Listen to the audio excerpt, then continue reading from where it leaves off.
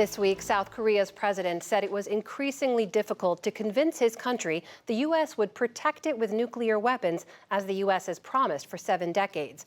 President Yoon's comments come at a time of increasing tension on the Korean Peninsula and an ongoing arms race. Nick Schifrin examines South Korean calls for the U.S. to do more to protect Seoul as North Korea launches an unprecedented number of missiles and vows an exponential growth of its nuclear capability. At the stroke of midnight, North Koreans ushered in 2023 by launching a massive show of pyrotechnics. And they celebrated leader Kim Jong-un, who spent 2022 launching his own fireworks. In propaganda videos, North Korea recently displayed what it calls the world's largest mobile intercontinental ballistic missile. For Kim, 2022 was a year of swagger in the face of sanctions. As announced by Korean state TV, more missile tests than any time in history, missiles designed to be more difficult to intercept and detect, to better threaten South Korea and Japan, and to be multi-generational. That's Kim's daughter, and a missile designed to hit the east coast of the United States. And Kim has taken steps to lower the threshold for nuclear use. And after South Korean threats, he specified when he might launch preemptive strikes. South Korea and the U.S. have responded with military shows of force, and the U.S. has reiterated its vow to protect South Korea with U.S. nuclear weapons known as the U.S. nuclear umbrella. But South Korean President Yoon suggests he wants more. 도발을 일삼는 사람들에게 We must send a clear message to people who frequently carry out provocations. We must never fear them or hesitate.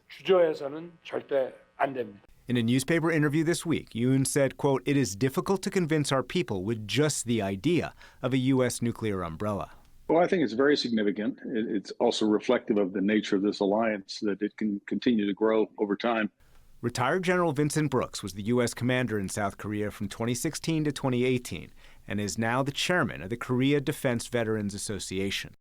Brooks says North Korea's tests and rhetoric have accelerated historic South Korean concerns about the U.S. commitment to deterring North Korea. All of this causes the South Korea body politic to go, hey, are we really sure we've got the right protection here, or should we just go about it ourselves? Has the U.S. provided enough reassurance, in your opinion, to South Korea, given all of the moves that North Korea is making? Well, apparently not. Certainly, there have been a lot of demonstrations to make it very clear to the South Korean political leadership and to the body politic that the United States is present. There's always concern by South Korea as to whether we will actually live up to our agreements. And that has grown during the last 5 years once they demonstrated ICBM capability in 2017. We often hear the will we trade San Francisco for Seoul.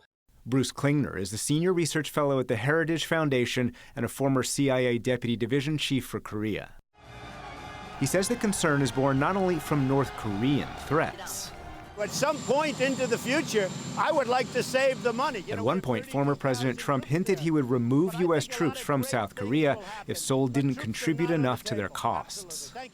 So there's that concern that President Trump, or perhaps another candidate like President Trump, might carry through on that threat, or even it's just raising more doubts in South Korean minds, no matter how often U.S. officials try to allay those concerns. U.S. officials repeatedly reiterate their commitment to South Korea.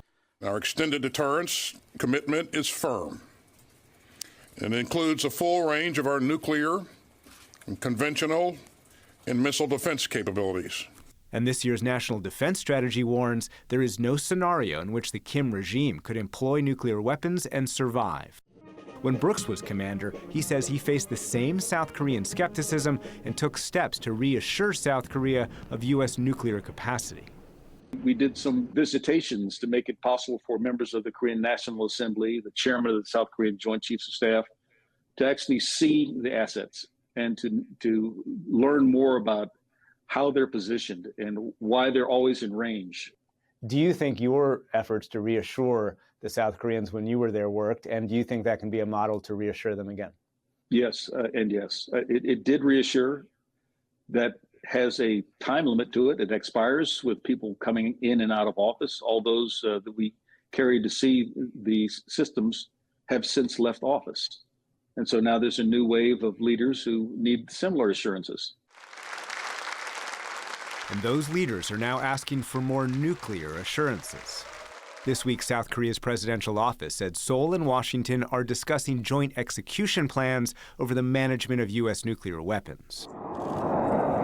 The problem with that, the U.S. does not hand over execution of its nuclear weapons to any ally, and it doesn't jointly plan for the possible use of nuclear weapons with South Korea. Brooks says that should change. I do believe that it's time for this alliance to have binational planning for the potential use of nuclear weapons. And right now, that military planning does not exist. That's correct. U.S. officials say they're looking to expand coordination with South Korea and how to best deter North Korea, that seems determined to accelerate its missile and nuclear capacity. For the PBS NewsHour, I'm Nick Schifrin.